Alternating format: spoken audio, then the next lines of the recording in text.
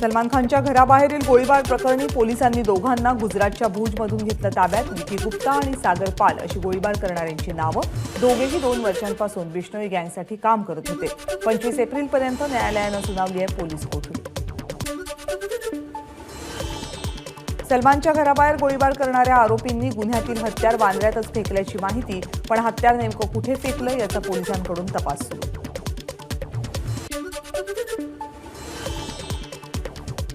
गोळीबार प्रकरणी मुंबई गुन्हे शाखेचे अधिकारी गँगस्टर लॉरेन्स बिश्नोईचीही करणार चौकशी। अटकेत असलेल्या दोन्ही आरोपींना तिसरा व्यक्ती मार्गदर्शन करत होता। मार्गदर्शन करणारी व्यक्ती कोण याचा तपास सुरू। सलमान खान गोळीबार प्रकरणामध्ये पोलिसांनी दाखल केलेल्या गुन्ह्यामध्ये कलम 120B वाढवलं। कट रचून गुन्हेगारी कृत्य हे कलम पोलिसांनी वाढवलं। या अगोदर हत्येचा प्रयत्न आणि आर्म्स ऍक्ट अंतर्गत गुन्हा दाखल करण्यात आला होता।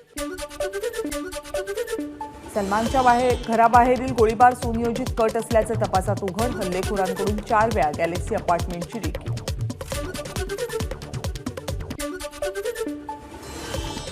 सलमानच्या घराबाहेरील गोळीबार प्रकरणातील आरोपी पनवेलमध्ये होते। वास्तव्यासाठी पनवेलच्या हरिग्राम गावातील राधाकृष्ण अपार्टमेंटमध्ये आरोपी राहत असल्याची माहिती।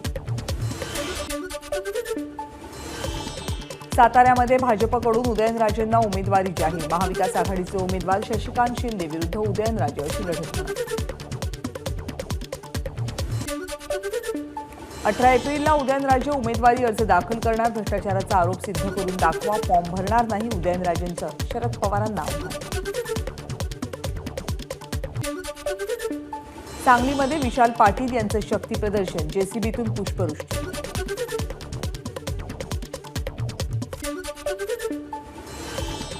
विशाल पाटील यांच्या प्रचारासाठी बंधू प्रतीक पाटील मैदानात, काँग्रेस भवनजवळ मेळाव्याचं नियोजन।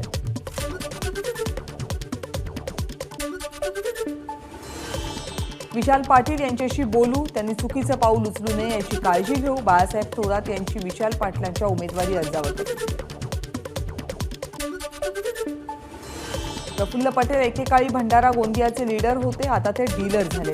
भंडारा गोंदियाच्या लोकांनी आता नाना पटोलेंचं नेतृत्व मान्य केले। नाना पटोलेंची पटेलांवर टीका। धाराशिव लोकसभा मतदारसंघाचे महाविकास आघाडीचे उमेदवार ओमराजे निंबाळकर आज आपला उमेदवारी अर्ज दाखल करणार। धाराशिव शहरातील लोकशाहीर अण्णाभाऊ साठेंच्या पुतळ्याला अभिवादन करून ओमराजे निंबाळकर रॅलीमध्ये सहभागी। महाविकास आघाडीचे उमेदवार ओमराजे निंबाळकरांनी घेतलं तुळजाभवानीचं दर्शन। मोठ्या मताधिक्याने ओमराजेंना निवडून येऊ देत, पुजाऱ्याचं तुळजाभवानी चरणी साकडं। ठाकरे गटाचे खासदार आणि रत्नागिरी सिंधुदुर्ग लोकसभा मतदारसंघाचे उमेदवार विनायक राऊतांनी दाखल केला अर्ज। अर्ज भरण्याअगोदर राऊतांच्या रॅली काढत शक्ती प्रदर्शन। विनायक राऊत यांचा मोठ्या मताधिक्यानं विजय होईल, ठाकरे गटाचे आमदार वैभव नाईक यांचा विश्वास। वडेट्टीवार यांचा इशारा आपल्याकडे नाही, काँग्रेस पक्षातीलच त्यांच्या प्रतिस्पर्ध्यावर। सुधीर मुनगंटीवार यांचा विजय वडेट्टीवारांना टोला। फडणवीस यांनी आमदारकीची ऑफर दिली तरीही रणजितसिंग नाईक निंबाळकर यांचा उमेदवारी अर्ज दाखल करायला जाणार नाही। कार्यकर्त्यांच्या बैठकीनंतर उत्तम जानकर यांनी केलं जाहीर। कालच जानकरांनी घेतली होती फडणवीसांची भेट। 19 एप्रिल रोजी जानकर घेणार निर्णय।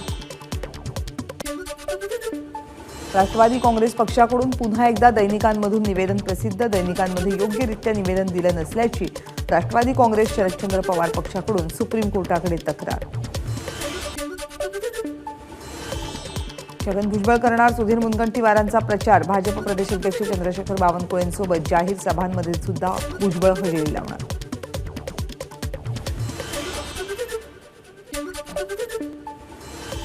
नाशिकबाबत वरिष्ठ योग्य तो निर्णय घेतील, माझं काही बोलणं झालेलं नाहीये। ज्यांना तिकीट मिळेल त्यांचा महायुती म्हणून प्रचार करणार, छगन भुजबळांचं स्पष्टीकरण। नाराजी खोलवर आहे, वर्षा गायकवाड काही कार्यकर्ते सुद्धा नाराज आहेत। धारावी दादर हा भाग काँग्रेसला कायम अनुकूल राहिलाय, तिथे जागा मिळावी ही अपेक्षा साहजिक आहे। बाळासाहेब थोरातांची वर्षा गायकवाडांच्या नाराजीवर प्रतिक्रिया। राज्यात मिशन 45 साठी भाजपचे वरिष्ठ नेते कामाला। ज्यांना आमदारकीचं तिकीट हवंय त्यांनी मतदारसंघातून लीड देणं बंधनकारक, भाजपच्या वरिष्ठ नेत्यांच्या आमदारांना सूचना।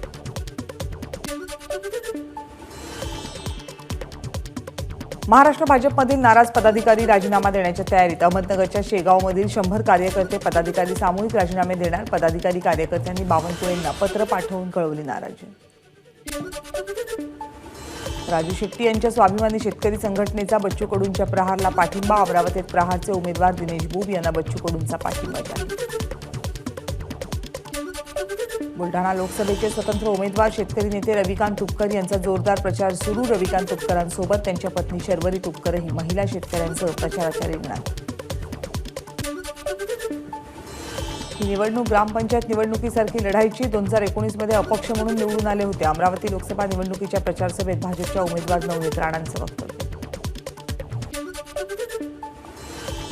शरद पवार यांनी माळेगाव कारखान्याचे माजी अध्यक्ष आणि ज्येष्ठ संचालक बाळासाहेब तावरे यांची घेतली भेट. बाळासाहेब तावरे हे उपमुख्यमंत्री अजित पवार यांचे निकटवर्तीय असल्यामुळे चर्चांना होते.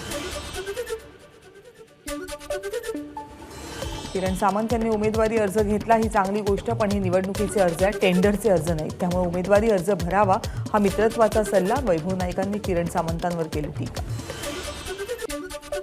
वैभव नाईकांनी मित्रत्वाचे संबंध जपावे. किरण सामंतांनी किती मदत केली याचा विचार करावा. उगाच मातोश्री मधल्यांना खुश करण्यासाठी बोलू नका. मंत्री उदय सामंतांचा वैभव नाईकांवर पलटवार. नारायण राणेंच्या उमेदवारीबाबत सगळ्या प्रश्नांची उत्तरं उद्या किंवा परवा मिळतील. उद्या रामनवमी निमित्तानं जल्लोष दिसेल. नारायण राणे यांच्या उमेदवारीवर नितेश राणेंची प्रतिक्रिया. नारायण राणेंना उमेदवारी न मिळण्यामागे अदृश्य शक्तींचा हात. ठाकरे गटाचे आमदार वैभव नाईकांची नारायण राणेंवर टीका. नारायण राणेंना दोनदा हरवलं, आता पुन्हा त्यांची पेटी वाजणार. राणेंनी मतदारसंघ सांभाळावे. अंबादास दानवेंची नारायण राणेंवर टीका. संभाजीनगरमध्ये आता खान आणि बाणाचं राजकारण संपलं. मुस्लिम आणि हिंदू एकत्र आहेत. आमचा खान प्रवृत्तीला विरोध. मुस्लिम शिवसेनेच्या सोबत. अंबादास दानवेंचं पत्रकार परिषदेत वक्तव्य. मोदींची मुलाखत पाहिली नाही, पण इलेक्टोरल बॉन्डबाबत त्यांचं म्हणणं चुकीचं आहे असं म्हणत नाही. निवडणूक रोख्यांना विरोध नाहीये, पण काही कंपन्यांनी फक्त भाजपला पैसे का दिले? अंबादास दानवेंचा नरेंद्र मोदींना सवाल. नरेंद्र मोदी खोटं बोलतात. निवडणूक रोख्यांच्या माध्यमातून भाजपचा मोठा घोटाळा हे अन्य देशात घडलं असतं तर त्या पंतप्रधानाला राजीनामा द्यावा लागला असता. भ्रष्टाचाराचं समर्थन करण्याकरता मोदी निवडणुकीच्या आधी मुलाखत देतात. संजय राऊत यांची टीका. शिवसेना पक्ष आणि चिन्हाबाबत सुप्रीम कोर्टात 6 मे रोजी होणार सुनावणी. निवडणूक आयोगामध्ये पक्षाचं नाव आणि चिन्ह एकनाथ शिंदेंना दिल्यामुळे उद्धव ठाकरे गटाची याचिका.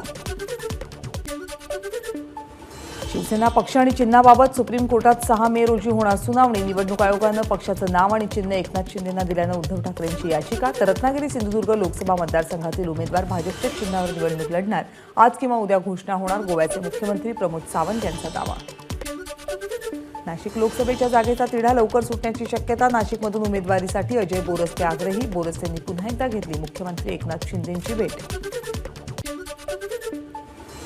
मुंबईच्या मुलूंड रेल्वे स्थानकावर बॉम्ब ठेवल्याचा नागपूर पोलिसांच्या नियंत्रण कक्षाला फोन, पण तपासात कोणतीही संशयास्पद बाब आढळून आली नाही. फोन करणाऱ्या व्यक्तीचा शोध सुरू. एबीपी माझा, उघडा डोळे बघा नीट.